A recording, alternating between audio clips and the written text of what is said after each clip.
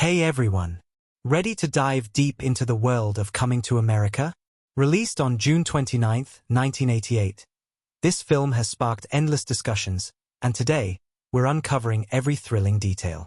If you enjoy this deep dive, don't forget to hit that like button. It really helps us grow. And for more incredible movie explorations and hidden gems, subscribe to the channel. Now, let's unravel the magic behind this cinematic masterpiece. The sun sets over the fictional kingdom of Zamunda, a lavish African nation brimming with wealth, royalty, and extravagant ceremonies. Yet, amid the grandeur and opulence, there's a prince who's far from content. Prince Joachim Joffa, Eddie Murphy, stands on the precipice of adulthood, his royal life marked by every luxury one could imagine, yet plagued by an intense desire for something deeper, something real. Joachim's world is full of expectations, his path already charted by his father, King Jaffe Joffa, James Earl Jones. As the heir to the throne, Joachim's future is set, but it's not the life he wants. And this yearning for genuine love, not dictated by tradition or wealth, is where his journey begins. The opening scenes take us to the royal palace in Zamunda, where everything about Joachim's life is meticulously planned. His every move, from the first sip of water to his morning ritual, is handled by his loyal servants. But despite the luxury and devotion surrounding him, Joachim remains discontent. His father has arranged a marriage for him with the beautiful but shallow Princess Imoni, Vanessa Bell Calloway, a woman who loves him solely for his royal title, not for who he truly is. In fact, Joachim finds this prearranged marriage stifling, symbolizing everything he's grown weary of in his privileged life. Through a series of comedic and insightful moments, we learn about Joachim's deep frustration with the royal customs. His desire to experience true love, not a transactional relationship based on status, fuels the story's drive. As he discusses his predicament with his loyal best friend and servant, Semi Arsenio Hall, Joachim comes to a dramatic decision. He will leave Zamunda and travel to the United States to find a woman who will love him for who he is, not for his crown or his wealth. This is his moment of defiance against his father's rigid expectations, setting in motion the heart of the film's conflict. The journey to America is both thrilling and comedic, with Joachim and Semi entering a world that's far removed from their royal upbringing. They arrive in Queens, New York, a bustling, rough-and-tumble borough far from the gleaming palaces of Zamunda. The contrast couldn't be starker, and the comedic possibilities are endless. Joachim, in his princely clothes and impeccable manners, struggles to adapt to the working-class life that surrounds him. Meanwhile, Semi, who is more cynical and pragmatic, insists on making the most of their resources, which leads to hilarious cultural clashes and absurd moments of situational comedy. It's in these moments that the film's true charm emerges. Joachim's naivety and Semi's more grounded, albeit exaggerated, outlook bring a sense of heart and humor to their adventures in Queens. But as the comedy unfolds, so too does the deeper emotional arc of Joachim's journey. He isn't just here to have fun. He's searching for something real, something pure. This quest for genuine connection is not just a plot point. It becomes the driving force of the film, anchoring the chaos around Joachim's attempts to blend in with regular society. It's here that the first of many pivotal moments occurs. In their search for the right woman, Joachim and Semi find themselves in the fast food restaurant where Joachim will meet the woman who could change everything, Lisa Sherry Headley. Lisa is smart, beautiful, and completely uninterested in Joachim's royal status. She's independent and strong-willed, running her own life on her terms. For Joachim, this is the breath of fresh air he's been desperately searching for. What's striking here is the stark contrast between Lisa's world and Joachim's. She works at a fast food joint, but she's content and in control of her life. This is the first true connection Joachim has had, one that isn't rooted in the superficiality of wealth or power. And as they exchange glances and engage in conversations, it becomes clear that this relationship is going to be far from ordinary. But there's a catch. Joachim can't tell her he's a prince. Not yet, not until he's earned her affection for who he truly is. This is where the first major conflict of the film begins to take shape. Joachim, though deeply in love with Lisa, has to keep his true identity a secret. He starts working at the restaurant, disguised as a regular employee, in an effort to prove his worth and win her affection. This sets the stage for the comedic gold that follows, as Okim takes on the most menial of jobs, from scrubbing floors to working as a cashier, all the while trying to remain true to his royal roots while becoming someone Lisa can love for his personality, not his wealth. As Okim becomes more deeply entangled in the rhythms of life in Queens, the tension grows. He is torn between his true self and the false persona he must maintain. Meanwhile, Semi, who initially seemed thrilled by the idea of exploring America, begins to lose his patience with Okim's idealistic notions of romance. The humorous moments between them become even more layered with emotion as we witness their growing frustrations, with Semi constantly urging Okim to reveal his true identity and use his wealth to win Lisa's heart more easily.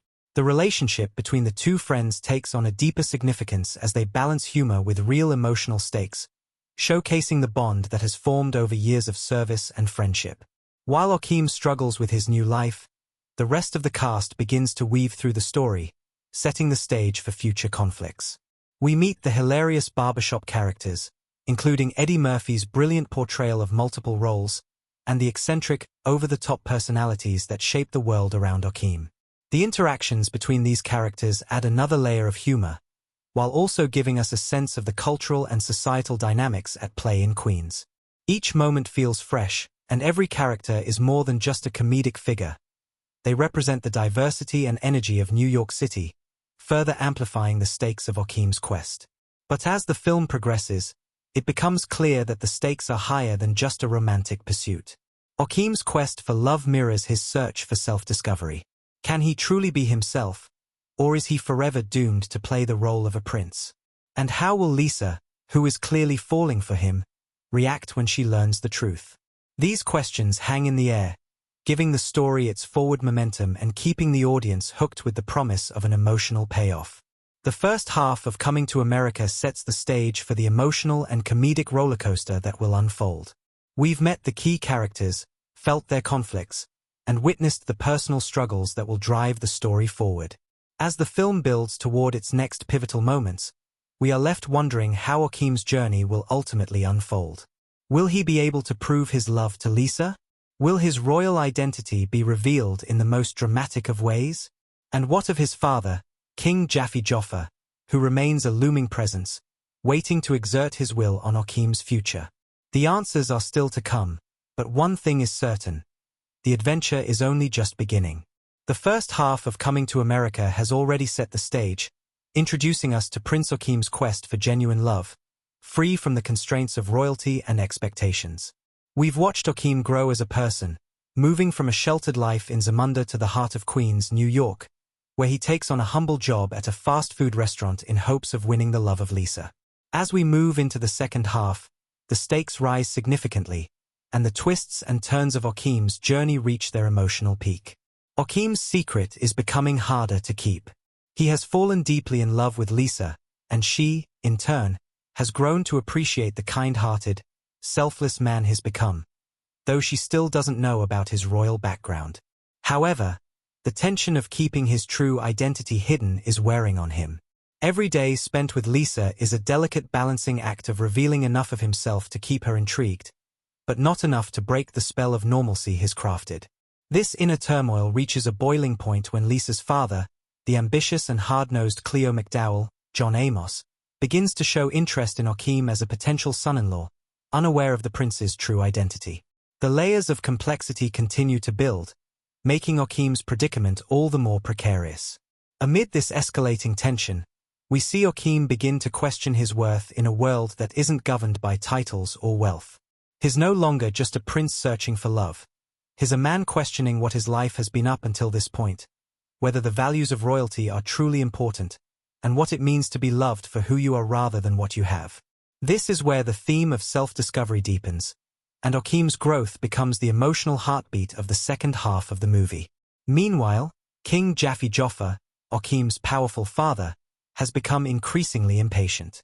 He's sent his royal servants to search for Okim, convinced that his son's prolonged absence in America is simply a whimsical folly.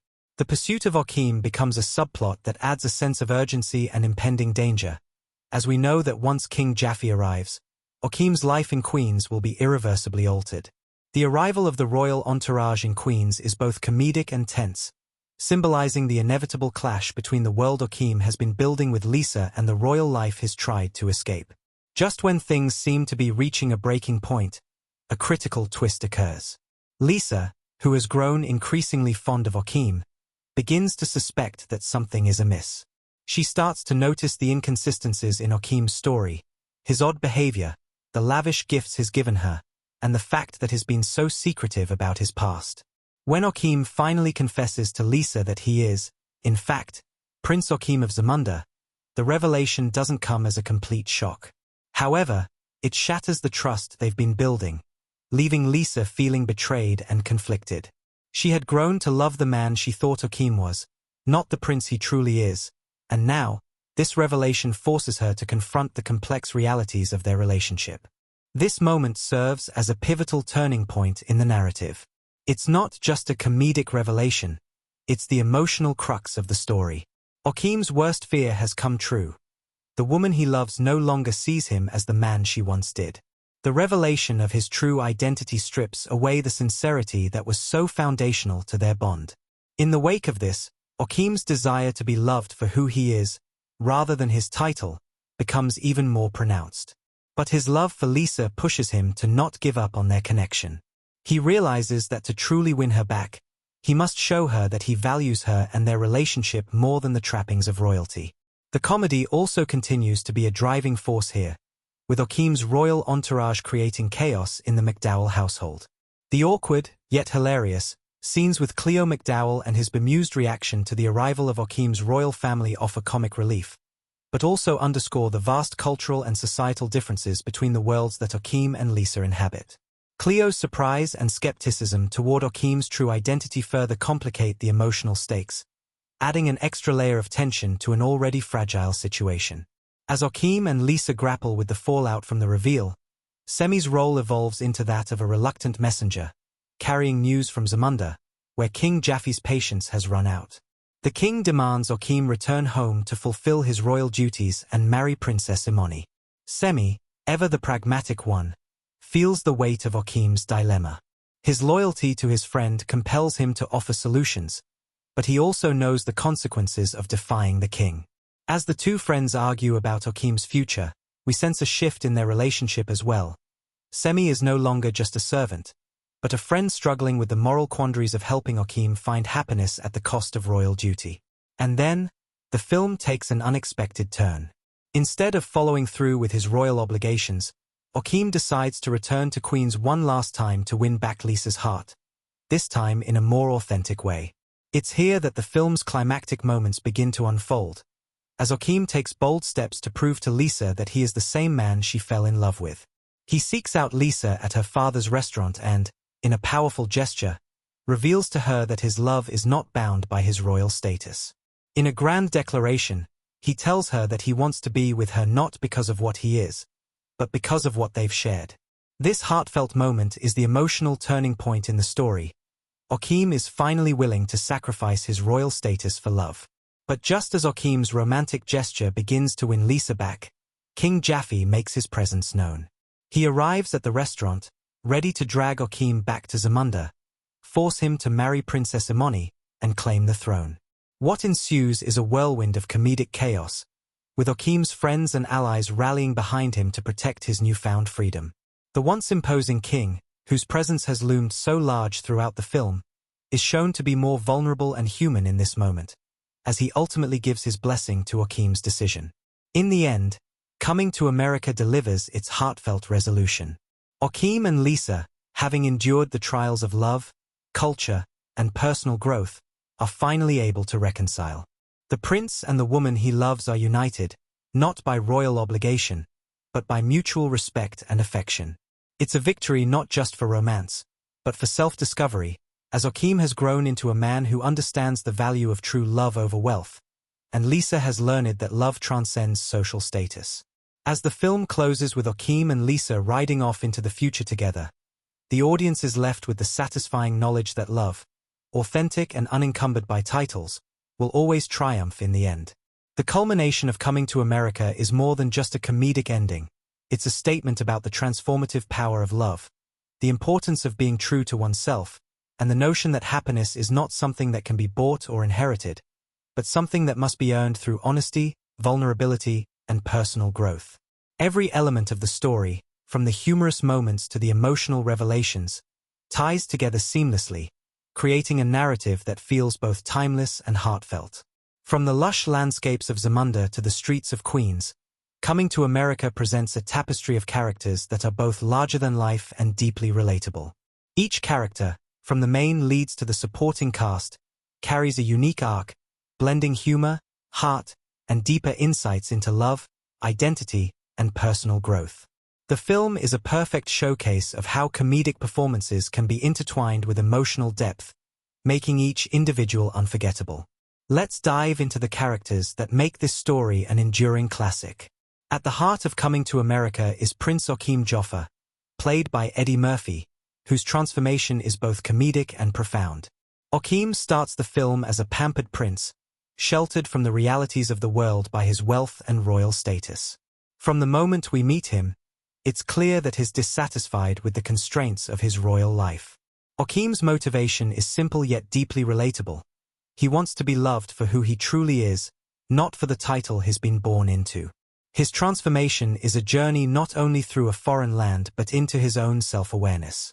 In Queens, he sheds the facade of royalty, taking on a series of menial jobs in an attempt to find authenticity in his relationships. What's remarkable about Murphy's portrayal of Akeem is how he effortlessly blends innocence with subtle comedy, capturing the prince's naivete and earnestness. The awkwardness Akeem experiences in the real world, when he's unable to blend into the working-class life of Queens, is both hilarious and touching. Murphy's performance is layered, capturing the internal conflict of someone torn between two worlds, as well as the emotional depth required to make Akeem's growth feel authentic. His wide-eyed wonder in a fast food restaurant, his awkward attempts at romance, and his eventual emotional maturity all make Akeem a character worth rooting for, and Murphy's commitment to each facet of the role creates an unforgettable portrayal of a prince in search of something more than royalty. Equally significant is the character of Lisa McDowell, played by Sherry Headley.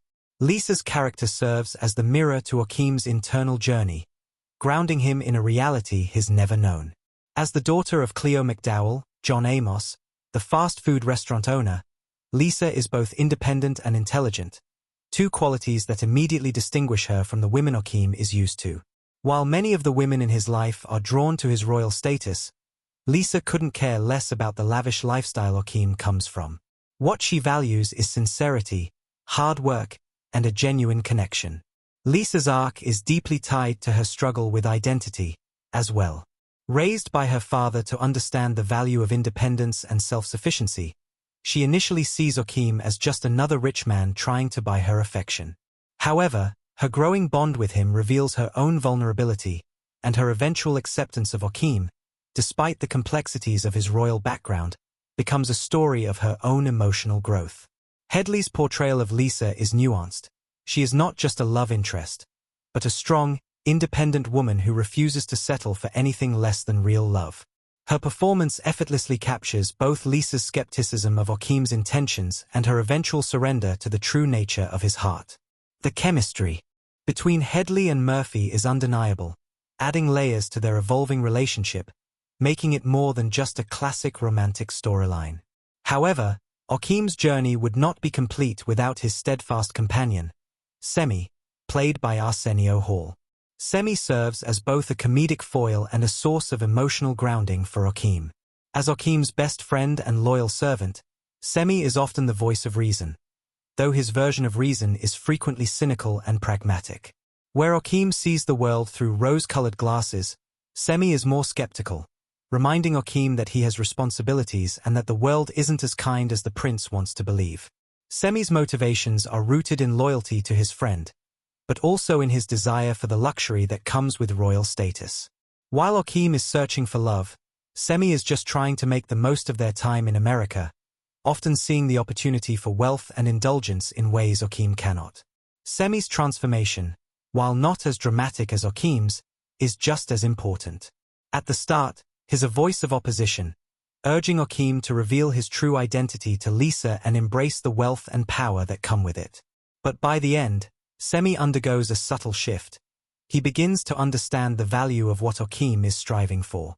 His loyalty to Okim remains, but he too learns the importance of love over material wealth. Hall's portrayal of Semi is both hilarious and deeply human. He's the perfect comedic counterpart to Okim, and his charm lies in his blend of selfish ambition and genuine friendship. While Okim, Lisa, and Semi form the core of the narrative, the supporting characters provide critical comic relief and play essential roles in moving the story forward. One such character is Cleo McDowell, Lisa's father, played by John Amos. Cleo is a hardworking, pragmatic man who has no time for frivolity, including the idea of his daughter marrying a prince. His character is a blend of humor and heart, often caught in the absurdity of Okim's world but also providing some grounding for Lisa's character. Cleo's skepticism toward Okim is a reflection of the film's broader theme, that love cannot be based on status or wealth. His eventual acceptance of Okim, especially after the prince reveals his true identity, showcases the way the film critiques societal expectations and materialism. Amos brings a unique charm to Cleo, making him more than just the stern father figure.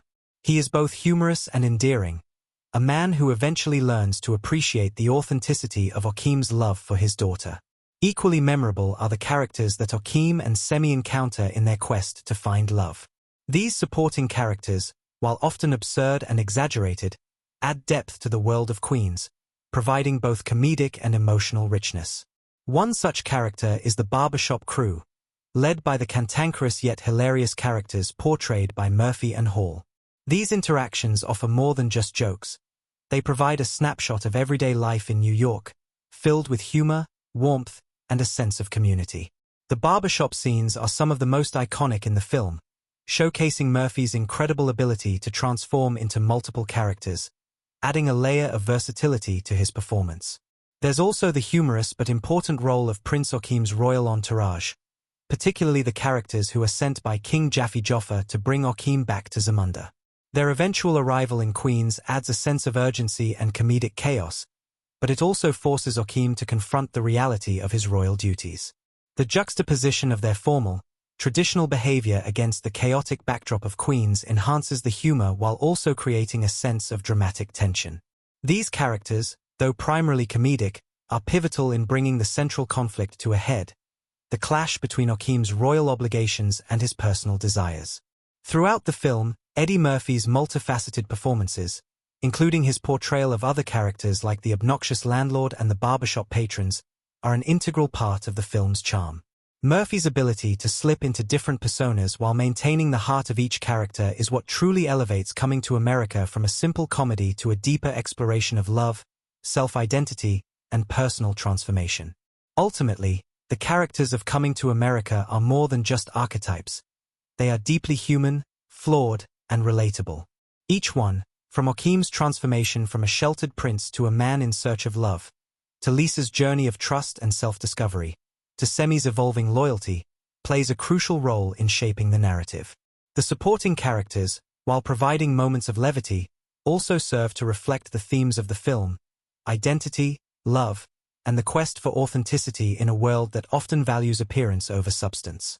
In the end, it is these characters, crafted with depth, humor, and a touch of the absurd, that make Coming to America a timeless classic. Their transformations, both comedic and heartfelt, allow the film to resonate with audiences on multiple levels, proving that while royal status may be fleeting, the power of love and self-discovery is universal. Coming to America is more than just a classic comedy. It's a film brimming with hidden details, clever references, and subtle cultural connections that both pay homage to the world of cinema and engage with the larger social and cultural landscape of its time. As we revisit the film, it becomes clear that beneath the surface-level humor and romantic antics, there are layers of foreshadowing, callbacks, and Easter eggs waiting for the sharp-eyed viewer to discover.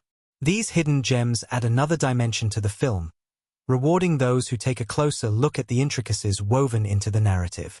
Right from the opening credits, Coming to America begins its playful commentary on royalty and its cultural impact. The film's opening sequence, which introduces the grandiose kingdom of Zamunda, is itself a reference to the exaggerated portrayals of royal life in cinema. The opulence of the royal palace, complete with its extravagant gold fixtures, lush landscapes, and royal parades, all serve to exaggerate the wealth and prestige of Zamunda. The film immediately invites the audience to view the kingdom through a comedic lens, poking fun at the notion of wealth and privilege. Yet, within this spectacle of royalty lies an early example of foreshadowing. The meticulous attention to detail in the design of Zamunda's palace, with its rich tapestries and high ceilings, hints at the tension between grandeur and authenticity that will later become a central theme in the film. Okim, a prince born into privilege, seeks a life far removed from the luxuries he's known, and this contrast between his royal surroundings and his desires becomes the heart of his journey. The opulence is beautiful, but it is also a gilded cage, setting the stage for Okim's ultimate decision to seek a more meaningful life in the bustling streets of Queens. As we move to the film's primary setting, Queens, New York, the cultural references and subtle nods to African-American life in the late 80s begin to emerge. One of the most immediately recognizable elements is the rich comedic portrayal of the McDowell family, particularly Cleo McDowell's fast food empire, which is clearly a playful homage to McDonald's. The Golden Arches are reimagined as the McDowell's restaurant, a nod to the cultural ubiquity of fast food in America and its widespread impact on both African-American communities and popular culture. The restaurant's slogan, "We don't sell no meat here," is not just a joke about the absurdity of a fast food chain that offers no real meat, but a subtle comment on the commodification of culture, where even the genuine becomes a knockoff of something else. Cleo's hustle mirrors the larger theme of the film, finding a balance between authenticity and commercialization. Inside McDowell's restaurant, the film peppers in additional cultural references. The decor, the quirky employees, and even the way Cleo conducts his business all point to the working-class ethos of Queens in the 1980s. But there's an undercurrent of irony. Cleo's aspirations to make it big, while still clinging to his humble beginnings, are representative of the American dream narrative, which is both idealized and critiqued in the film. A keen viewer might notice that Cleo's restaurant is a direct counterpoint to the world Okim has come from. In the end, it is the down-to-earth McDowell's that becomes the setting for Okim's growth, just as much as his journey to Queens is one of self-discovery beyond the trappings of royalty. Then there's the fact that Okim's royal identity is a carefully guarded secret, which the film explores through a clever series of disguises and subterfuge. Okim's decision to take a job at McDowell's as Prince Okim reflects both a humorous and deeply symbolic gesture. He is willing to humble himself for the sake of love, but also to experience life outside of the insular royal world. The subtle humor here is in how Okim's character slowly adopts the rhythms of Queen's life. His awkwardness at the start, struggling to fit in with his co-workers, is a reflection of how disconnected he is from the world of everyday people, but also of how much he needs to change in order to understand love and life on a deeper level. This motif of adaptation and change is foreshadowed in the opening scenes, where Okim is presented with the luxurious life of a prince but ultimately rejects it. His quest is not just for love but for personal transformation. A particularly clever Easter egg lies in the use of language and names throughout the film. Many of the characters' names carry cultural significance or are subtle homages to real-world figures. For instance, Okim's best friend and confidant, Semi, shares a name with the term Sami, a common name across many cultures, symbolizing loyalty and friendship. Semi's role in the film is crucial not just for comic relief, but for providing a foil to Okim's idealism. He is a more pragmatic character, a reflection of Okim's internal conflict.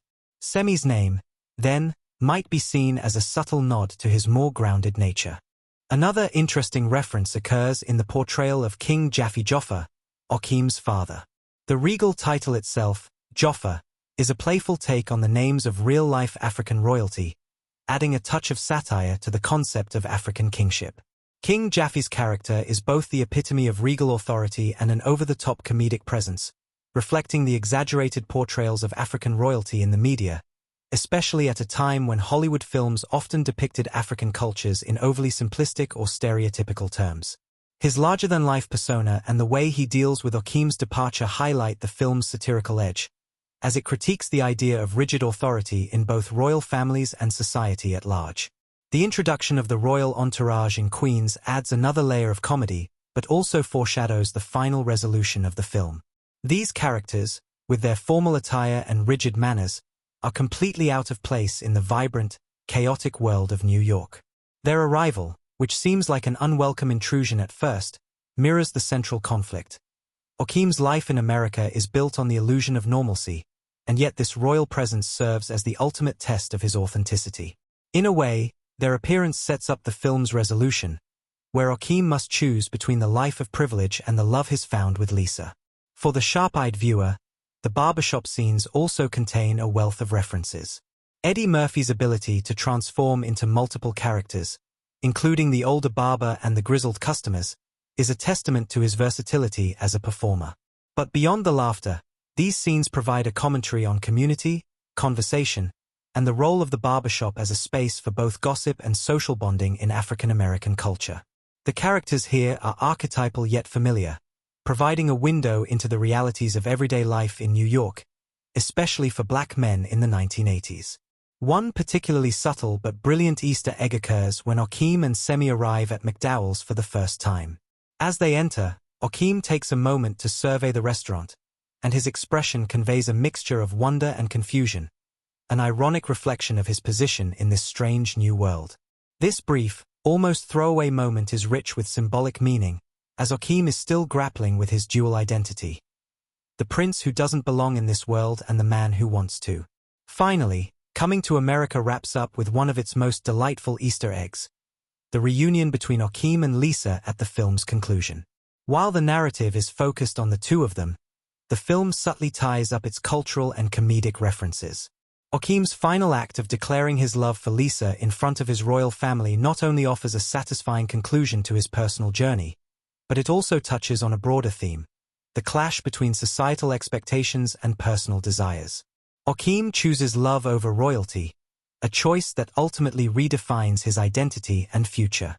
The film closes with a sense of resolution, yet it leaves enough room for reflection on the nature of love, identity, and cultural authenticity.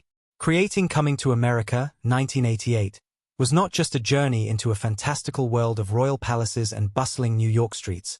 It was also an exploration of how creative vision, humor, and challenges converged to produce one of the most iconic comedies of the late 80s.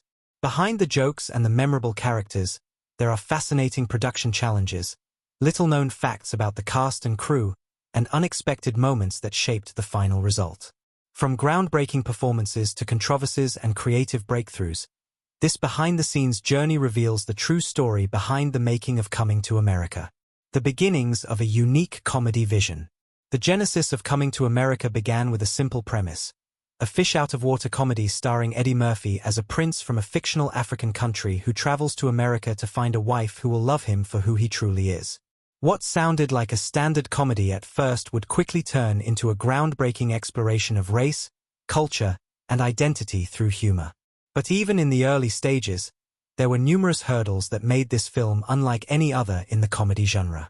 One of the most remarkable facts about Coming to America is the sheer number of characters Eddie Murphy plays. He is known for his skill at transforming into multiple personas, but in this film, Murphy took it to a new level. Beyond playing Prince Akeem, he also portrayed several other key roles: Saul the Old Jewish Barber, Clarence the Barber, and Randy Watson, the lead singer of the fictional band Sexual Chocolate. This creative decision was not just a gimmick. It was a challenge for both Murphy and the filmmakers. At the time, it was relatively rare for an actor to play so many roles in one film, especially with such distinct, often outrageous, characters. The makeup, prosthetics, and wigs required for Murphy's transformations were intricate and demanding. But Murphy, ever the comedian, relished the opportunity to showcase his versatility, and his commitment to each character is clear in the film. However, there was one character that required more than just skillful impersonation. It was the regal and imposing King Jaffe Joffer, played by James Earl Jones. As the father of Prince Akeem, Jaffe Joffer had a gravitas that Murphy, in all his comedic brilliance, could not replicate. But the casting of Jones was no accident. At the time, Jones was already a household name due to his iconic voice and performances, especially as Darth Vader in Star Wars and as Mufasa in The Lion King. But when director John Landis initially approached Jones, there was some hesitation about his role in a comedy. It turned out that Jones, despite his serious, commanding presence, was willing to embrace the humor of the character. According to behind-the-scenes accounts, Jones approached the role with the gravitas expected from a king, but infused it with an unexpected comedic sensibility. It was Jones's ability to balance regal dignity with humor that made King Jaffe Joffa one of the standout characters in the film. His deadpan delivery, especially in moments like the scene where he is so disappointed with Akeem's decision to travel to America that he says, "You are my son, but you are also a man," became iconic not just for its humor but for the deep, subtle emotional range Jones brought to the role. The challenge of creating Zamunda. One of the most striking aspects of Coming to America is the portrayal of the fictional kingdom of Zamunda, with its palatial estates, royal ceremonies, and extravagant set designs. Creating Zamunda was no small feat, and the production team faced several challenges in building this larger-than-life world. While the filmmakers could have opted for a simple set in a studio, the filmmakers decided to build a lavish royal palace that would reflect the grandeur and excess associated with royal life. To do so, they hired a team of skilled set designers who meticulously recreated a palace in the heart of the movie's fictional African kingdom. The design was inspired by the aesthetics of African royalty, but with a satirical twist. The kingdom's palace, with its massive gold fixtures and flowing tapestries, was a deliberate exaggeration meant to poke fun at the opulence of royal life, yet still provide a visually stunning backdrop for Akeem's journey. The set was so elaborate that it became a challenge to shoot in. The ornate columns, intricate details, and elaborate palace rooms required careful coordination from the crew. The large set pieces, such as the grand dining hall where Prince Akeem and his entourage have meals, took several weeks to construct. And while the opulent setting was meant to emphasize the extravagance of Zamunda, it also proved to be cumbersome when the camera needed to move quickly through the scenes. Filmmakers had to find a balance between the visual splendor of the set and the practical limitations of shooting, making every movement and shot carefully planned. Yet even within these elaborate sets, the filmmakers knew how to inject comedy. Take, for example, the scene in which Akeem is presented with a lavish bath. It's a moment that highlights the excessive nature of Zamunda's royal life, but it's also a brilliant setup for the humor that follows, as Akeem struggles with the luxury being thrust upon him. The humor here is in the contrast, the ornate set design amplifying the absurdity of Akeem's experience. Eddie Murphy's role in shaping the script. Much of the film's humor stems from its sharp and witty script, but what many may not realize is that Eddie Murphy had a direct hand in shaping the dialogue. Murphy, who had already achieved massive success with Beverly Hills Cop and 48 Hours, brought his signature improvisational style to the script. Murphy, along with co-writer David Sheffield, collaborated on shaping Akeem's character arc and many of the film's funniest moments. There's a well-known story about the development of the iconic sexual chocolate scene. Murphy and the writers had originally planned a more conventional musical performance for Randy Watson's band. But Murphy, ever the performer, decided to make the scene his own by improvising most of the dialogue, turning the scene into one of the most memorable and absurd parts of the movie. Randy Watson's over-the-top, awkward performance became a fan favorite, thanks in no small part to Murphy's off-the-cuff brilliance. But not all moments were so carefully planned. Some of the funniest lines in the film were born out of improvisation, as Murphy and the rest of the cast fed off each other's energy. The film's combination of scripted and improvised moments contributed to its unique blend of satire and heartfelt humor, creating a memorable tone that has endured for decades. The controversial moments, cultural sensitivity, and criticism. Despite the film's success, Coming to America wasn't without its moments of controversy. The portrayal of African culture and royalty through the lens of satire and comedy was a delicate balancing act. The exaggerated depictions of African traditions, while meant to be humorous, also sparked conversations about cultural appropriation and stereotyping. Some critics felt that the film played into Western stereotypes of African societies, presenting an over-the-top, fantasy version of an African kingdom. The filmmakers, however, were very conscious of the potential backlash and worked hard to depict African culture in a way that was both respectful and comedic. Director John Landis, who was known for his work on comedies like Animal House and The Blues Brothers, navigated these challenges by working closely with cultural consultants to ensure that the humor did not cross the line into disrespect. Still, there were moments that raised eyebrows, such as the portrayal of Prince Akeem's quest for love as something out of a fairy tale, an idea that could be seen as trivializing the complexities of real-world African cultures. Despite these concerns, the film was largely embraced by audiences, particularly African-American viewers, who saw it as a groundbreaking opportunity for black actors to shine in leading roles in a big-budget comedy. It was also one of the first films to present an African-American cast in a major Hollywood production without focusing primarily on struggles or adversity. The depiction of Zamunda as a wealthy, thriving kingdom stood in contrast to the typical portrayals of Africa in Western media, which often leaned toward poverty and war. Legacy and impact on Hollywood. Upon release, Coming to America became an instant hit, grossing over $288 million worldwide and solidifying Eddie Murphy as one of the most bankable stars of the time. But beyond box office numbers, the film left a lasting impact on Hollywood. It challenged traditional representations of African American culture in mainstream cinema and helped pave the way for more diverse and inclusive storytelling. One of the most unusual behind-the-scenes facts is that Coming to America actually led to an even deeper collaboration between Murphy and Landis. Their working relationship on Coming to America was one of mutual respect and creativity, and it set the stage for their later collaboration on Beverly Hills Cop 3. The duo's ability to blend social commentary with comedy made them a powerful team, one that would continue to influence the comedy genre for years to come. But perhaps the strangest fact of all is how Coming to America, despite being a comedy, also became a cultural milestone. It's a film that, through its humor, provides insights into identity, race, and the complexities of love. In the end, it wasn't just the laughter that made Coming to America unforgettable. It was the unexpected moments of depth and social commentary that made it a true classic. From the challenges of creating the royal world of Zamunda to Eddie Murphy's improvisational genius, Coming to America is a film whose behind-the-scenes story is as rich and fascinating as its on-screen narrative. The production hurdles, creative risks, and cultural conversations all played a part in shaping a movie that remains a beloved classic, not just for its humor, but for the profound impact it had on Hollywood and cultural representation. Coming to America, 1988, is a cinematic masterpiece that balances comedy with emotional depth, offering audiences far more than just laughs. From its uproarious moments of humor to its more thoughtful, profound themes, the film has a series of key moments that not only define its comedic impact but also explore larger questions about identity, love, and personal growth.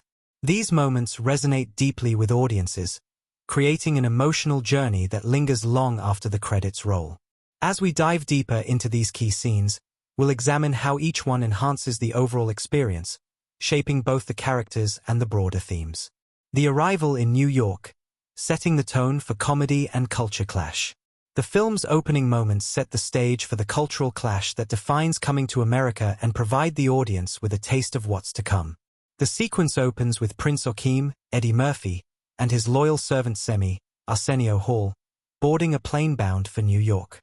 The moment is drenched in opulence as they leave the lavish, extravagant world of Zamunda behind, with Akeem's royal procession featuring numerous servants and servants' heads bowing before him in every possible direction. But once the pair sets foot on American soil, it becomes clear that this royal prince is out of his element, and that is where the comedy begins.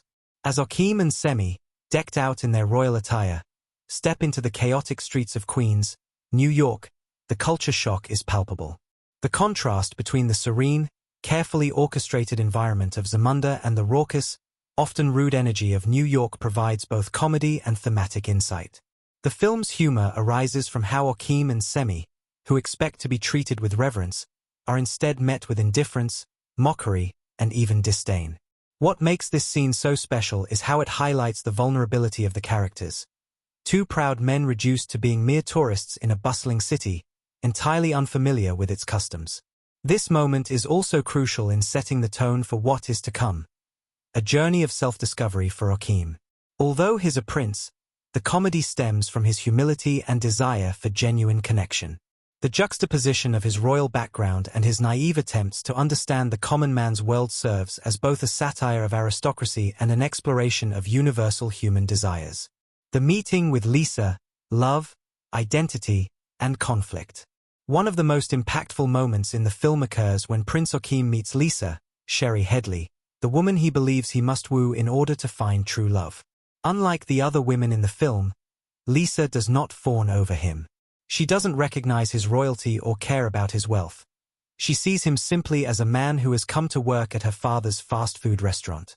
Their first meeting is a pivotal scene, as it introduces Okim to the concept of being loved for who he truly is, not for his title or his royal inheritance. The chemistry between Okim and Lisa is palpable, with Eddie Murphy and Sherry Headley bringing their characters to life in a way that grounds the film in emotional sincerity. Okim's earnestness and kindness come through in his interactions with Lisa, and her skepticism of his intentions adds an element of realism to the romantic storyline. The significance of this scene lies in its emotional depth. Okim, for the first time, is faced with a woman who does not immediately fall for him due to his status. In a way, it forces him to question not only his identity as a prince but also what love truly means. From a thematic perspective, this moment is crucial.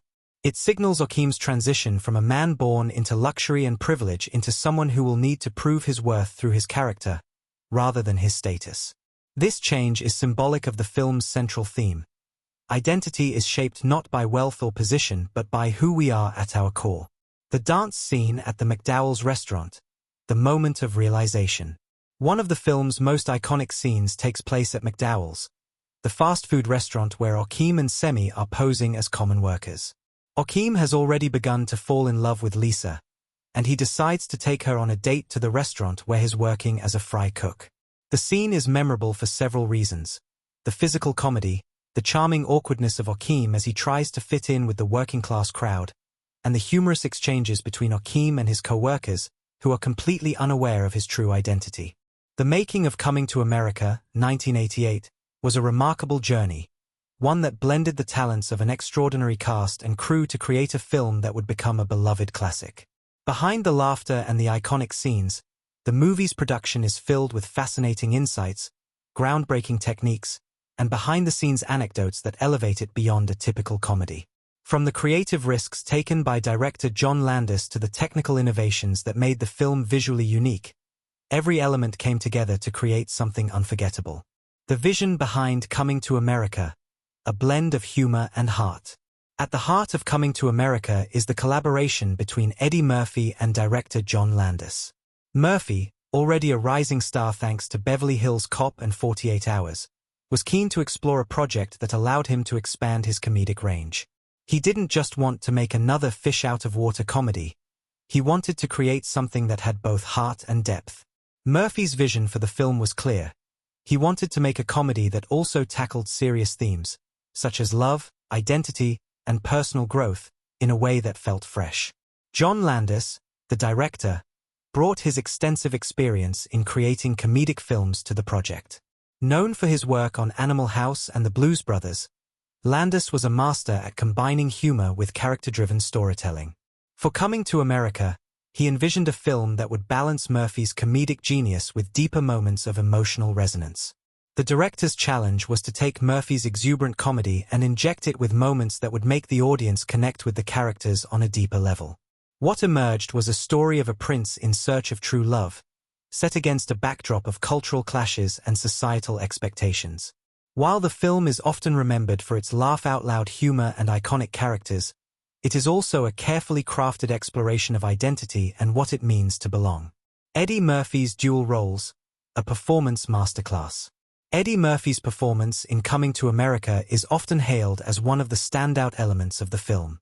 What makes it truly remarkable is his ability to play multiple roles, each of them distinct and memorable.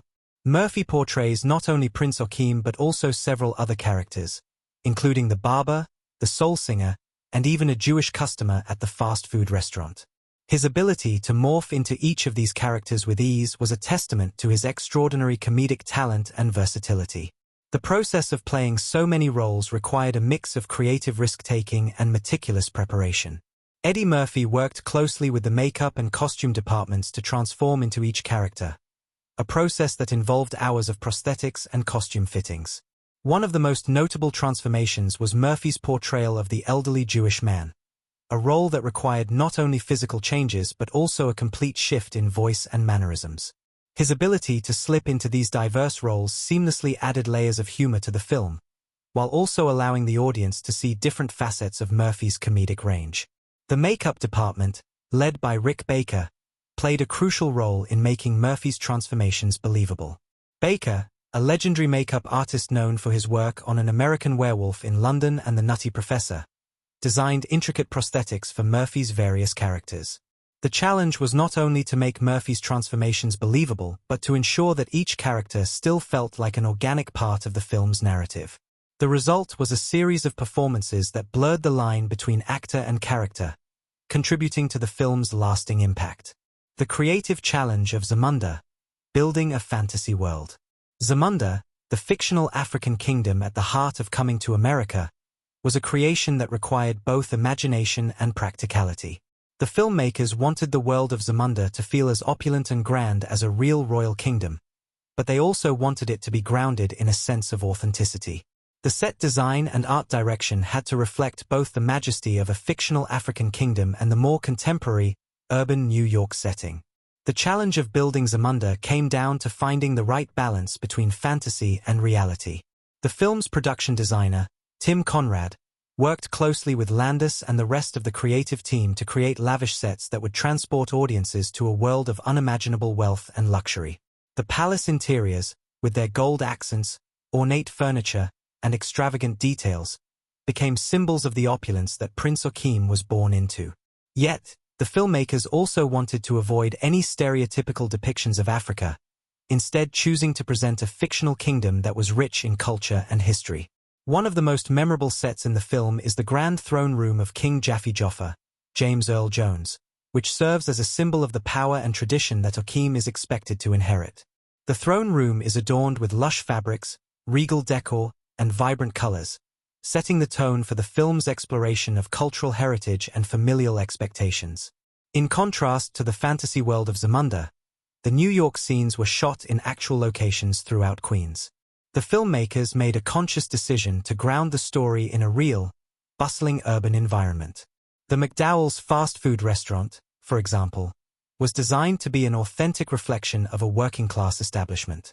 Its simple, unpretentious design provided a stark contrast to the opulent surroundings of Zamunda, reinforcing the cultural clash between Akeem and the world he has come to live in. Costumes and fashion, a cultural tapestry. The costumes in Coming to America are an essential part of the film's storytelling, serving as visual representations of character, class, and culture. Costume designer Ruth E. Carter, who would later go on to work on films like Black Panther, 2018, created a wardrobe that blended the regal elegance of Zamunda with the street-smart fashion of New York. The costumes are more than just clothes. They are an extension of the characters' identities and provide insight into their motivations and transformations. Akeem's wardrobe, for instance, is a reflection of his royal background. His attire is often elaborate, with rich fabrics and intricate designs that highlight his wealth and status. However, as the film progresses and Akeem begins to embrace his desire for personal freedom, his clothing shifts, becoming more casual and laid-back, symbolizing his departure from the constraints of his royal heritage. The costumes of the supporting characters are equally telling. Semi, Arsenio Hall, Akeem's loyal servant, is often dressed in more understated, yet still luxurious, clothing that marks him as a man of high status, albeit one who remains firmly in the background. The workers at McDowell's, on the other hand, are dressed in simple, functional uniforms, providing a sharp contrast to the regal outfits of the Zamundan royal family. One of the most striking aspects of the film's costumes is how they reflect the cultural diversity of New York City. The various characters, from the fast food workers to the customers at McDowell's, are dressed in a way that mirrors the fashion trends of the time, adding a layer of realism to the film's depiction of Queens.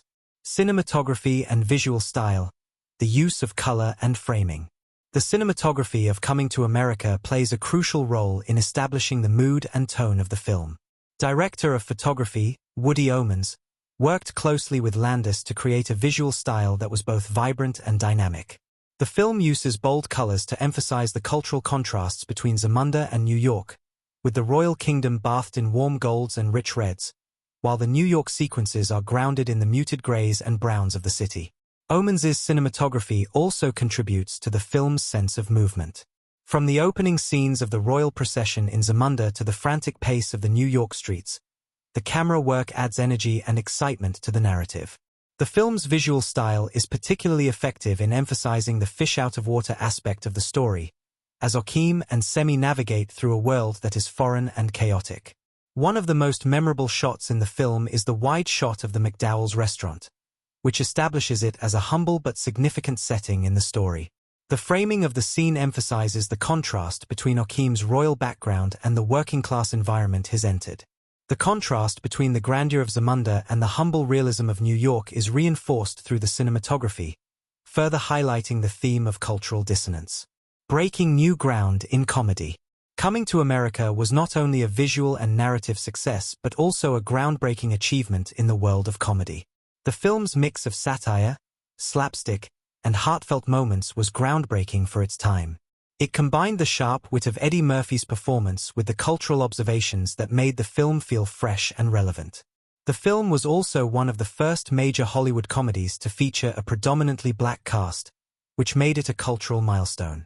The combination of creative vision, technical achievement, and outstanding performances set Coming to America apart from other comedies of its time.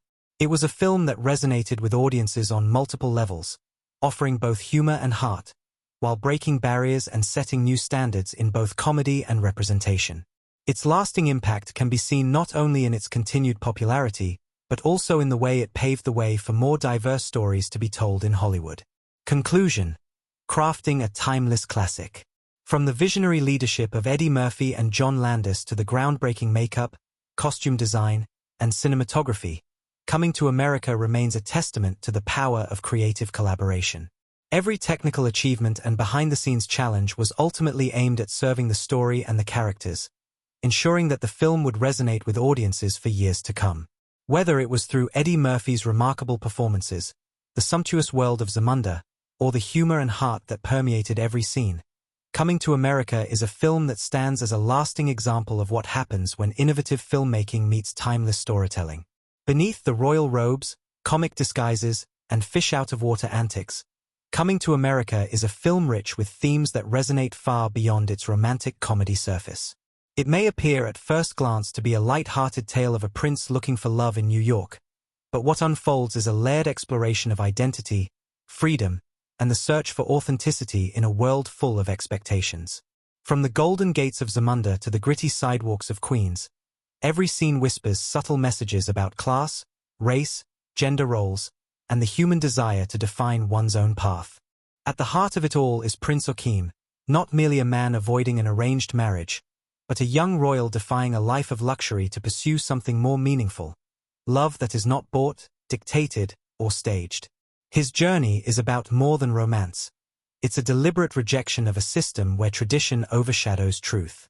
Okim's insistence on finding a partner who loves him for who he is, not for his title or wealth, immediately sets the tone for the film's most enduring theme, the value of authenticity over image. It's a question echoed in many lives. How much of our identity is shaped by what others expect us to be? And how far would we go to find someone who truly sees us? This theme is embedded in nearly every choice Okim makes. When he trades his palace for a cramped, rat-infested apartment in Queens, it's not just a physical transition, it's a symbolic shedding of privilege. The opulence of Zamunda is portrayed with exaggerated splendor. Rose petal bearers, royal bathers, and a lifestyle so curated it feels unreal. These scenes are laced with satire, poking fun at the absurdity of extreme wealth while also establishing the stakes of what Okim is giving up. When he steps onto American soil, wearing a lion-skin sash and regal confidence, it's not just the clash of cultures that's highlighted. It's the internal conflict between who he is and who he's expected to be. The fish-out-of-water setup cleverly becomes a canvas for subtle social commentary. Okim and Semi's descent into Queens places them at the intersection of American working-class life, where race and economic status are often entangled. Their initial belief that they've landed in the most common of neighborhoods is immediately challenged by reality. Dirty streets, indifferent landlords, and street hustlers all force them to confront a world that doesn't cater to royalty. And yet, Okim finds this life exhilarating. It's the first time he's been treated as just another man.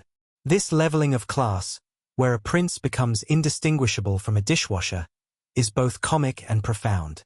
It asks viewers to consider where dignity truly comes from: status, or self-worth. This is where the movie steps subtly into conversations about race in America.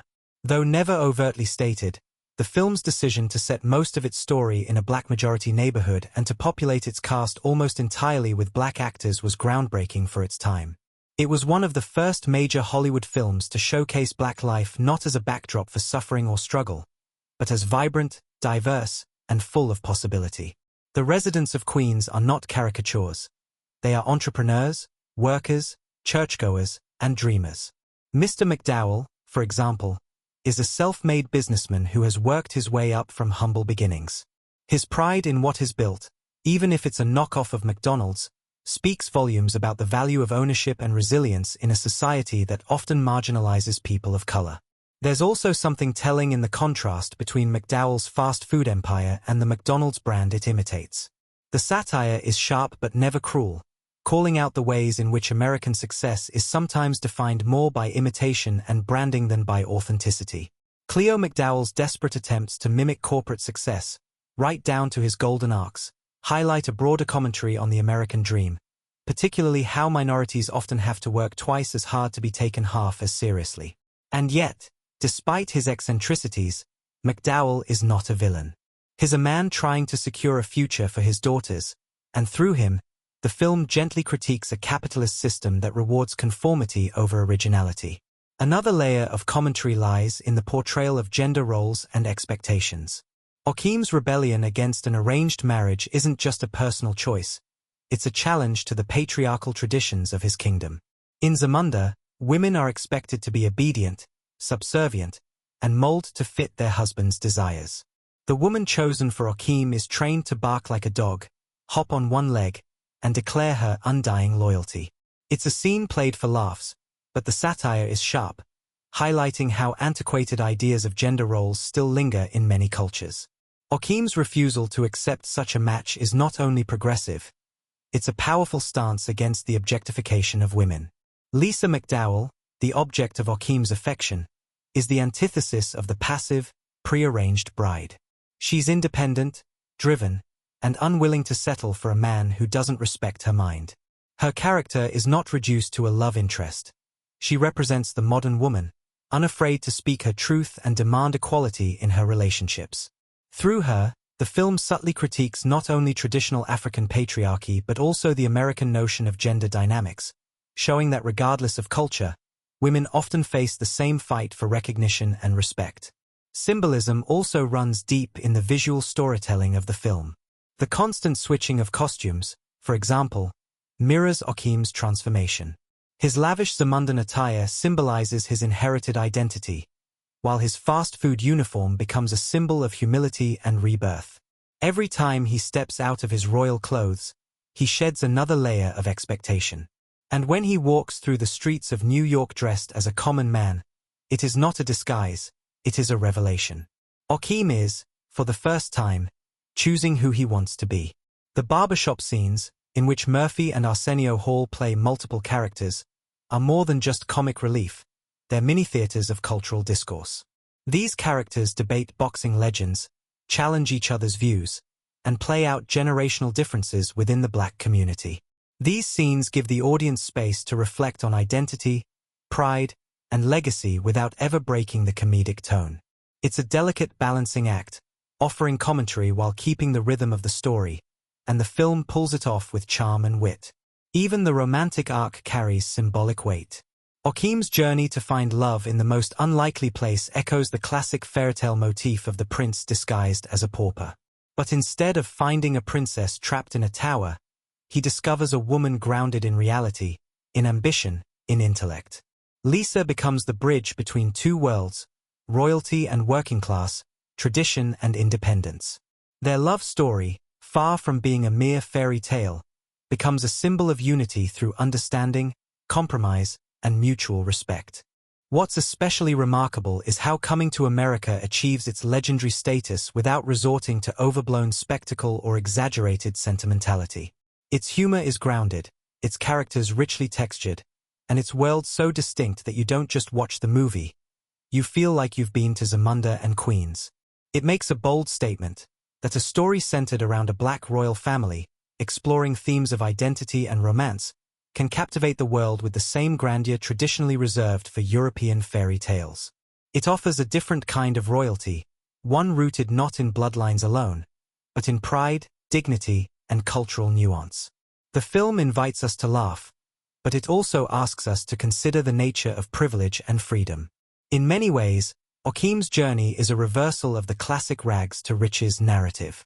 Here's a man born into luxury, voluntarily stepping away from it, immersing himself in a life far removed from palaces and servants.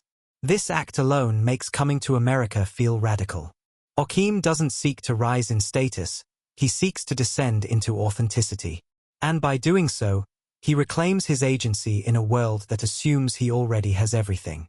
Every relationship Joachim forms in Queens is a small test of his character. His friendship with Cleo McDowell, the ambitious fast food mogul hilariously obsessed with protecting his burger brand, shows us Joachim's ability to win people over with grace and humility. His interactions with the barbershop crew, a mosaic of personalities all played by Murphy and Hall, offer a pulse on the local culture while also revealing how easily Joachim blends into it. Even his brief run-ins with neighborhood hustlers and admirers at the Black Awareness Rally show that his royal charm doesn't rely on titles. It's intrinsic to who he is. The film's lasting emotional impact lies in these small, genuine moments. The scene where Joachim gives away his expensive earrings to a homeless man, without fanfare, shows the purity of his heart. And that same homeless man? A fun nod to the characters from Trading Places, another Eddie Murphy classic, tying universes together for fans who pay close attention. These moments enrich the narrative in subtle ways, rewarding viewers not just with jokes, but with connections, callbacks, and character growth that deepen the experience. But no discussion of Coming to America would be complete without acknowledging its stylistic elegance. The production design is lavish yet grounded. Zamunda feels both fantastical and real, a carefully constructed kingdom that lives somewhere between myth and modernity. The sweeping hallways, the ceremonial dances, the animal prints blended with gold-threaded robes, it all creates an aesthetic that says, without words, this is a kingdom of pride. Costumes aren't just garments, they're cultural expressions, statements of identity, and extensions of the story's themes. Even the score by Nile Rodgers elevates the emotion without overwhelming it. The music shifts from regal fanfare to soulful ballads seamlessly, underlining the shifts in tone as Joachim transitions between worlds. The sound of Coming to America lingers long after the film ends, not just because of its catchy themes, but because of how perfectly it's married to each emotional beat. The same can be said for the film's iconic set pieces. From the Black Awareness Rally to the snow-covered wedding scene, each location feels like a chapter in a storybook brought to life. And while its 1980s origins are evident in the styling and some comedic beats, Coming to America manages to feel timeless. It captures universal themes, love versus duty, personal growth, cultural identity, in a package that's endlessly rewatchable. Unlike many comedies of its era, it doesn't rely on shock value or punch-down humor. Its jokes are rooted in character and situation, making them feel fresh even decades later. There's an elegance to its comedy, a restraint that allows emotional moments to breathe. What's also worth celebrating is the way the film empowers its female characters. While Joachim drives the central plot, Lisa is no passive princess waiting to be swept off her feet. She challenges Joachim, stands firm in her values, and ultimately makes the final decision about their future. Her independence is portrayed as strength, not stubbornness. Even her sister Patrice, though played more comically, displays agency and ambition. And then there's Queen Aeolian, regal and commanding, often the quiet force behind King Jaffe's towering presence. These women aren't just accessories to a male-driven story, they shape the outcome in significant ways. When we reflect on the legacy of Coming to America, we must recognize the doors it opened. It proved to Hollywood that a black-led ensemble cast could not only carry a film, but dominate the box office, cross cultural boundaries, and become a global phenomenon. It inspired countless creators and remains a reference point for diversity in storytelling. It wasn't just a success, it was a movement. The sequel, released decades later, serves as a testament to the original's enduring popularity. While opinions on Coming to America may be mixed, its very existence underscores the cultural appetite for more stories from this universe. And that alone speaks volumes. The world still cares about Akeem, Lisa, Semi, and the legacy of Zamunda. It's a rare feat, one that few comedies ever achieve. Behind the scenes, the collaboration between legends like Eddie Murphy, John Landis, and a supporting cast of comedians, actors, and artists shaped something special. There were creative disagreements, sure, but the result is proof of what's possible when vision, talent, and boldness align. The film's success wasn't accidental. It was the product of fearless performances, creative risk-taking, and a deep respect for the audience. In the end, what makes Coming to America unforgettable isn't just its laughs, its love story, or its lavish production. It's the way it makes you feel. It welcomes you into a world where love conquers tradition, where kindness trumps arrogance, and where identity is something you choose, not something dictated by circumstance. It tells us that royalty isn't about crowns, it's about character. So whether it's your first watch or your 50th, whether you're laughing at the Soul Glow jingle or tearing up at the wedding scene, Coming to America always delivers. It's not just a comedy classic, it's a cinematic crown jewel. If you loved this breakdown, give the video a thumbs up and subscribe for more deep dives into the world of cinema. Let's keep exploring movies together. And until next time, remember, no matter where you're from or where you're headed, there's always room for a little royalty, a lot of love, and a whole lot of laughter. See you in the next one.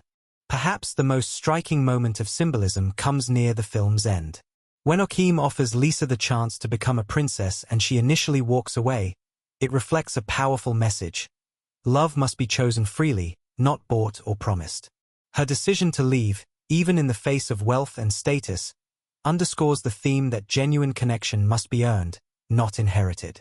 And when she ultimately returns, it is not as a reward for Akeem's royal status, but because she has seen his heart.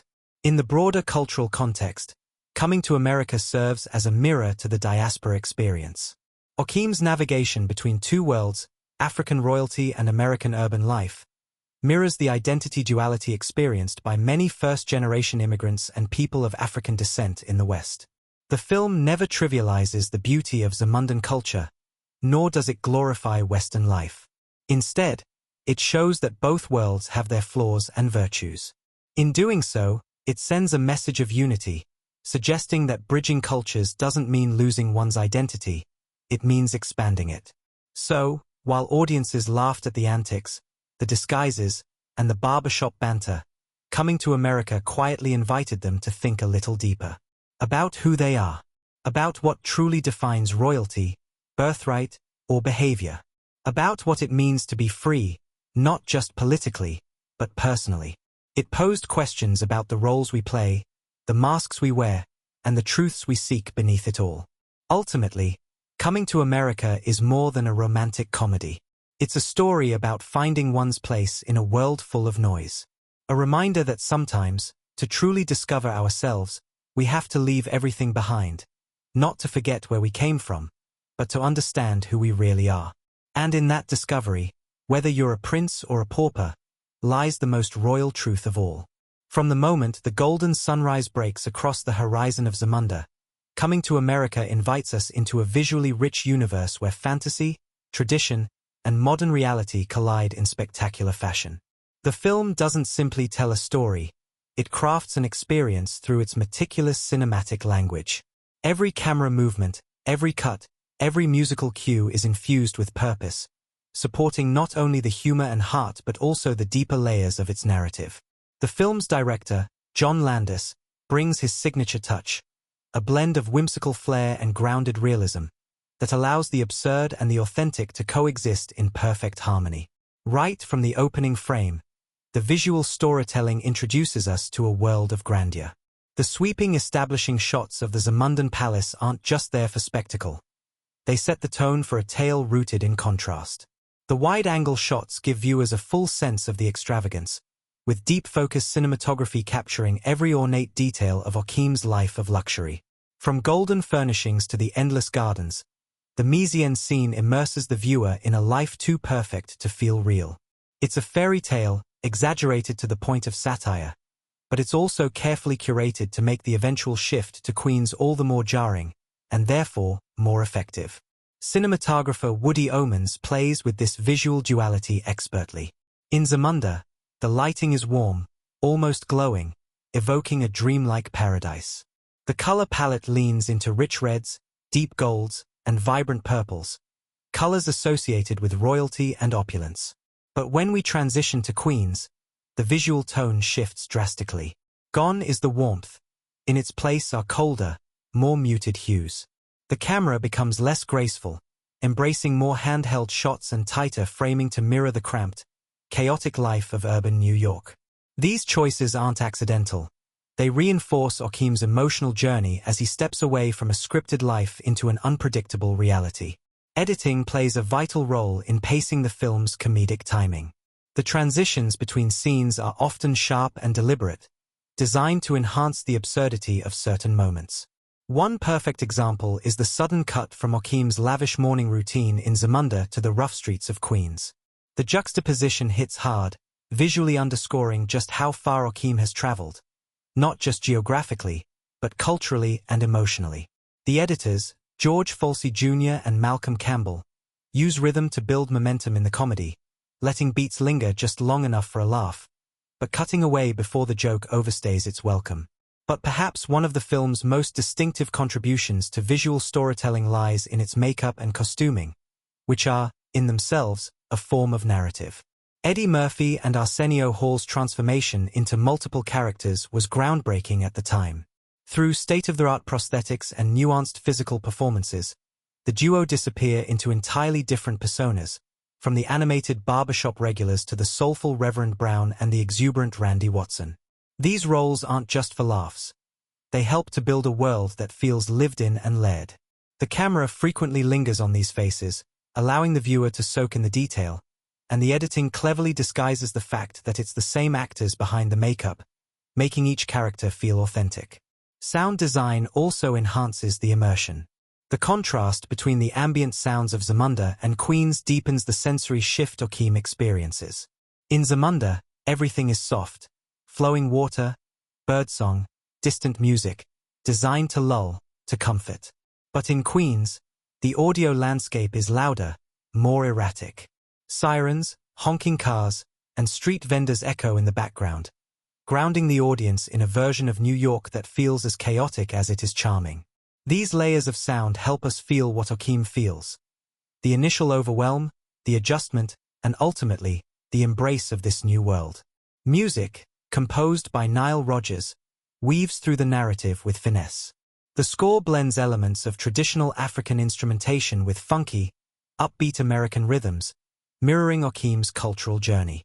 Rodgers' music doesn't just accompany the film, it communicates unspoken emotion. During scenes of comedic chaos, the soundtrack picks up with whimsical tones, whereas tender moments between Joaquim and Lisa are supported by softer, melodic themes that give space for emotional resonance. The use of music to support romance, especially in a film so heavily steeped in comedy, adds depth to Joaquim's arc and keeps the viewer emotionally anchored. The influence extended into comedy itself.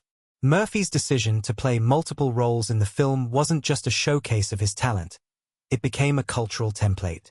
The concept of one actor portraying numerous characters across a film would be adopted in future works by the likes of Mike Myers in Austin Powers, the Wayans brothers in White Chicks, and, most notably, Tyler Perry in his Media universe. Murphy turned what could have been a gimmick into an art form, blending satire and performance so seamlessly that audiences didn't just accept it, they demanded more of it. Beyond performance and storytelling, Coming to America embedded itself into pop culture in subtle, hilarious, and iconic ways. Lines like "sexual chocolate," "she's your queen to be," and "that boy good" entered the pop lexicon. The barbershop scene became a cultural landmark in its own right, spawning countless parodies, memes, and homages. Even decades later, those characters remain instantly recognizable. References to the film are still found in TV shows, hip-hop lyrics, and sketches, proof of its enduring comedic and cultural relevance. It also sparked critical conversations about cultural representation and the balance between comedy and dignity.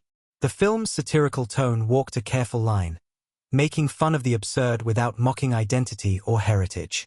It's why the portrayals remain beloved rather than offensive. While some critics at the time saw the film as light fare, its legacy has forced a re-evaluation of its depth. Today, many recognize its quiet subversiveness, the way it flipped the script on the African prince trope, the immigrant narrative, and even the romantic comedy formula, all while making audiences laugh and fall in love. And then there's the sequel, Coming to America, released over 3 decades later. While opinions varied, the very fact that audiences were so eager to revisit Akeem and Semi, Zamunda and Queens, speaks volumes about the original film's lasting affection. The sequel didn't just ride on nostalgia, it reaffirmed the cultural footprint of its predecessor. It reintroduced old characters to a new generation and brought closure to fans who had grown up with the original. That it even existed was a testament to the first film's lasting grip on hearts and minds. The film's costumes, designed by Deborah Nadoolman Landis, also deserve mention in this legacy. They redefined Afrofuturistic royalty before the term was even part of mainstream discourse. The regal outfits, intricate jewelry, and flowing fabrics showcased African-inspired fashion in a grand Hollywood production, planting seeds that would later flourish in global fashion and cinematic costume design, most notably echoed in Black Panther's Wakanda. Coming to America was never just a comedy. It was, and remains, a love story, a fish-out-of-water tale, a satire of royalty and American culture, and a celebration of cultural pride. Its success wasn't accidental. It was the result of bold creative choices, heartfelt performances, and a refusal to play by the rules of its time. Eddie Murphy, in collaboration with John Landis, didn't just deliver laughs, they delivered a cultural milestone. It is the kind of film that grows with you. As a child, you might laugh at the ridiculousness of the royal bathers or the over-the-top suitor who barks like a dog. As a teen, you might begin to appreciate the layers beneath Akeem's desire to find true love on his own terms. And as an adult, you realize the brilliance in the subtleties, the dignity in James Earl Jones' portrayal of King Jaffe Joffer, the warmth in Madge Sinclair's queenly grace, and the strength in Lisa's decision to demand love on equal footing. It becomes more than a movie, it becomes a memory, a marker of time, a shared experience across generations. It has been referenced in art, echoed in music, dissected in academic papers, and adored by film lovers around the globe. And perhaps that's the greatest mark of its legacy. Coming to America is not just watched, it's revisited, quoted, imitated, celebrated. Its characters feel like old friends. Its jokes still land. Its message, though wrapped in satire, remains timeless. Love is worth the journey, identity is worth protecting, and laughter, especially laughter that honors who we are, is one of cinema's greatest gifts. In a cinematic landscape constantly evolving, Coming to America holds its ground, not through spectacle or awards, though it was nominated for Best Costume Design and Best Makeup at the Oscars, but through heart. It is the rare kind of film that transcends trends, cultures, and even time itself. And more than 30 years later, we're still singing She's Your Queen to Be, still chuckling at barbershop debates, still remembering that somewhere in Queens, a young prince once swept the floors in search of something real. That's not just legacy, that's magic. From the very first beat of its regal, booming music to the final laugh shared between old friends and new beginnings, Coming to America remains one of the rare films that manages to blend comedy, romance, satire, and social commentary into a single, unforgettable experience. It stands not only as one of Eddie Murphy's most iconic performances but also as a testament to what cinema can achieve when it's fearless, funny, and deeply human. At its heart, it's the story of a man who chose to leave behind everything he knew, not for wealth or adventure, but for the possibility of love and authenticity. And that journey, as hilarious and heartwarming as it is, still resonates decades later. What makes Coming to America endure is the precision of its craft, the boldness of its vision, and the heart behind every joke. It's in the gleam of the palace halls in Zamunda and the grime of a Queen's fast food joint. It's in the way Eddie Murphy seamlessly disappears into not just one character, but several, each with distinct personalities that feel just as real and fleshed out as the film's protagonist. It's in Arsenio Hall's wild versatility and charming chemistry with Murphy. It's in the lines we still quote, the costumes we still admire, and the joy we feel every time that barbershop door swings open. It is a film that manages to make us laugh with its outrageous set pieces and absurd moments, but it never sacrifices sincerity. The romance between Joachim and Lisa is played with such honesty and tenderness that it anchors the film's wildest elements in something real. That balance, between extravagance and intimacy, fantasy and relatability, is what elevates the story. The filmmakers didn't just want us to laugh. They wanted us to feel, to root for Joachim, to believe in the possibility of love that's untainted by wealth or status. Without even realizing it. Sexual chocolate, the royal penis is clean, that boy good. Each line a time capsule of joy. But behind the scenes, the making of this film was its own kind of adventure. The production brought together some of the most talented minds in Hollywood, from legendary makeup artist Rick Baker, whose work on Murphy's character transformation set new standards, to costume designer Deborah Nadoolman-Landis, whose regal designs helped define the look and feel of Zamunda. The attention to detail in everything from the palace architecture to the fast food uniforms was intentional, and it paid off. The film didn't just tell a story, it built a world. Director John Landis, despite creative clashes with Murphy during production, managed to capture a tone that was both grounded and fantastical. He balanced the high stakes of romance with the absurdity of mistaken identities, arranged marriages, and royal traditions.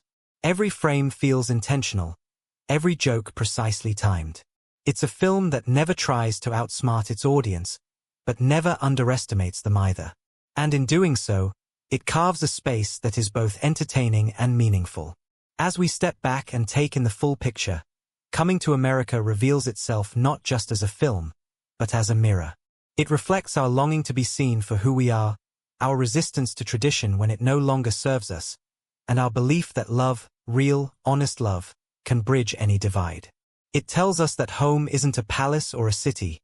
It's where our heart is welcomed, where we're understood without pretense. This film, with all its laughter and pageantry, delivers something rare in cinema, a promise. A promise that representation matters, that joy can be revolutionary, and that stories rooted in truth will always endure. Even decades after its release, its crown hasn't tarnished, its relevance hasn't faded. If anything, it's only grown more powerful as generations rediscover its magic and new audiences find pieces of themselves in its story. And so we arrive at the end of this journey, having laughed, reflected, and maybe even teared up a little. Coming to America may be wrapped in royal robes and comic twists, but its soul is deeply human. It reminds us that beneath status and circumstance, we're all just searching for connection, for love that's real, and for a place where we truly belong. If you loved this breakdown, give the video a thumbs up and subscribe for more deep dives into the world of cinema. Let's keep exploring movies together. And until next time, remember, no matter where you're from or where you're headed, there's always room for a little royalty, a lot of love, and a whole lot of laughter. See you in the next one. From the very first beat of its regal, booming music to the final laugh shared between old friends and new beginnings, Coming to America emerges not merely as a film but as an enduring celebration of identity, love, and cultural collision.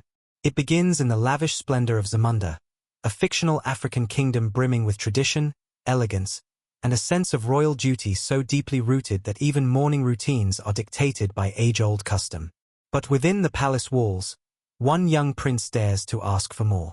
Prince Joachim, played with both charm and heart by Eddie Murphy, isn't content with the life of ease and arranged marriages. What he seeks isn't opulence. He's in pursuit of something far more elusive, true love. That simple yet powerful desire launches the narrative into motion. Joachim's longing to be loved for who he is, not for his title or wealth, becomes the emotional core of the story. And so, together with his loyal companion Semi, played brilliantly by Arsenio Hall, he journeys across the world to the gritty borough of Queens, New York. This contrast, between the regal and the real, between the golden glow of Zamunda and the grey sidewalks of Queens, is where the film finds its most compelling moments. It's not just a fish-out-of-water tale. It's a story about crossing boundaries, about seeing life from new perspectives, and about finding meaning in unexpected places. What makes the film's final act so rewarding is the payoff of this emotional journey. By the time Joachim confesses his love to Lisa McDowell, we've watched him shed every layer of privilege and pretense. His cleaned flaws, worn a name tag, taken rejection in stride, all for a shot at love on equal footing.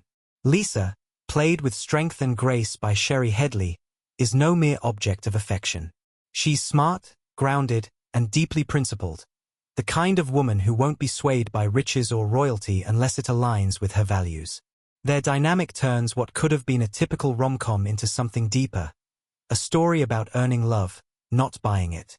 When the truth finally comes out, that the man she's fallen for is not a goat herder but a prince, the stakes shift. Lisa feels betrayed, not because Joachim is royalty, but because he didn't trust her with the truth. In that moment, Coming to America moves beyond comedy and into something more resonant. A reflection on honesty, self-worth, and the courage it takes to choose love despite fear. It's a moment that resonates because it's not just about grand gestures, it's about emotional authenticity. The film ends not with a predictable retreat back into the comforts of royalty, but with a compromise that speaks volumes.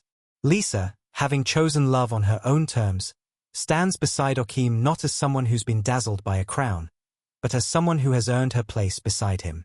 And in turn, Joachim shows that even a prince can change tradition for the sake of the heart.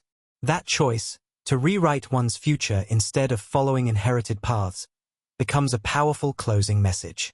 It tells us that love, when it's true, has the power to transform not just individuals, but entire legacies.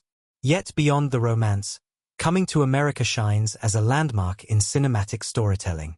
Its comedy remains sharp and vibrant decades later, not just because of punchlines, but because of character. Eddie Murphy's transformative performances as multiple characters, from the wisecracking barbershop men to the soul-singing Randy Watson, are more than gimmicks. They create a universe that feels full, lived in, and bursting with personality. Each character, no matter how absurd, adds texture to the world. There's a rhythm to the comedy that reflects real-life interactions, and that authenticity is what keeps audiences laughing even today. Arsenio Hall matches Murphy's energy beat for beat, embodying roles so wildly different that viewers often forget how much range he demonstrates in a single film. Together, they redefine what comedic chemistry looks like. Their banter is effortless, their timing impeccable, and their presence electrifying. But beneath the laughter, the film carries an undercurrent of cultural critique. It gently pokes fun at American materialism, corporate culture, and race relations, all while never losing its charm. The film's cultural significance can't be overstated. In 1988, a Hollywood film with a primarily black cast that wasn't centered around trauma or crime was almost unheard of. Coming to America flipped the script. It offered a story about black royalty, black excellence, and black love, and it did so unapologetically.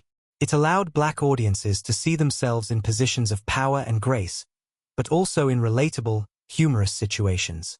It gave space for different facets of identity to exist side by side, something that remains revolutionary even today. What cements its place in cinematic history isn't just its commercial success or its box office dominance. It's the way it continues to inspire. From Halloween costumes to viral memes, from barbershop debates to sequel demands, Coming to America has entered the cultural bloodstream. It's been referenced in countless other films, shows, and songs, and has become a rite of passage for comedy lovers across generations. It's the kind of movie people quote. And through all its laughs and lessons, Coming to America carved out something even bigger than a box office smash. It built a space, a cinematic kingdom, where representation wasn't just an afterthought, but a celebration. It told audiences, particularly black audiences, that they could be kings and queens, not just sidekicks or stereotypes. It gave us the elegance of Zamunda, the realness of Queens, and the beauty of seeing ourselves at the center of a grand, hilarious adventure. Behind the scenes, the film's production set new standards. From the intricate costume design to the bold use of prosthetics and makeup, from the rich, rhythmic score to the razor-sharp editing that never missed a comedic beat, every frame was infused with creativity. And every scene felt carefully crafted to balance visual delight with genuine emotion. Even the supporting cast, from the McDowell family to the Soul Glow crew, were given space to shine, leaving a lasting impression no matter how brief their screen time. Critically and commercially, the film was a massive success, but its true reward was cultural immortality. It sparked conversations, inspired future films, and became a cornerstone of comedy. And when audiences demanded a sequel more than 3 decades later, it proved that Coming to America wasn't just loved, it was cherished. It had become part of our cinematic DNA. Its legacy isn't confined to any one moment, line, or scene. It lives in the way we reference it in everyday banter, in the countless costumes worn at parties, in the debates over who was funnier, the barbershop crew or Randy Watson and sexual chocolate. It lives in the joy we pass along every time we share it with someone watching for the first time. That's the magic of storytelling that connects, endures, and transcends. Even now, after all this time, there's something warm and familiar about stepping back into the world of Coming to America. It reminds us of a time when comedy could be outrageous yet sincere, when love stories could be heartfelt without being corny, and when actors could embody a dozen characters without missing a beat. It reminds us that cinema, at its best, doesn't just reflect the world, it expands it. It gives us places like Zamunda and people like Okeem, who teach us that being true to oneself is the noblest journey of all. So as we close this deep dive into one of cinema's most enduring gems, we don't just look back with admiration, we carry its spirit forward. The laughter, the love, the legacy, it all lives on, not just on the screen, but in the hearts of those who watched and felt seen, heard, and celebrated. If you loved this breakdown, give the video a thumbs up and subscribe for more deep dives into the world of cinema. Let's keep exploring movies together. And until next time, remember, no matter where you're from or where you're headed, there's always room for a little royalty, a lot of love, and a whole lot of laughter. See you in the next one.